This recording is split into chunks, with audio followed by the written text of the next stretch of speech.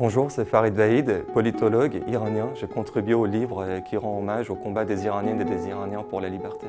Ça passe tous les jours par des petits gestes, comme le fait de ne pas se voiler, ce qui est un acte criminel selon les lois de la République islamique. Elles prennent beaucoup de risques en faisant cela, mais aussi par d'autres moyens. Le fait de s'éduquer. 60% des étudiants iraniens sont des femmes. Le fait de chercher le boulot, d'essayer d'auto-entreprendre, de travailler, malgré le fait, encore une fois, que la République islamique pousse vers une culture patriarcale, masculiniste. Dans l'idéal de la République islamique, une femme, c'est une femme au foyer, mais les Iraniennes ne cèdent pas à cette idéologie. Donc le combat des Iraniennes passe par des actes visibles comme le voile, mais aussi par d'autres actes plus profonds.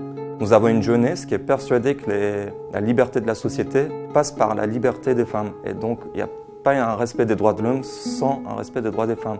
C'est pour ça qu'aujourd'hui, les hommes, dès le premier jour, ont rejoint le mouvement. Il y a de nombreux hommes qui ont été exécutés, qui ont été emprisonnés, et même d'autres gestes. On a vu des étudiants dans les universités, des hommes qui se voilaient pour dénoncer quelque chose de tragique, les contraintes contre les femmes. Donc aujourd'hui, ce qui est extraordinaire, c'est de voir effectivement cette solidarité entre les hommes et les femmes dans un même combat pour la liberté.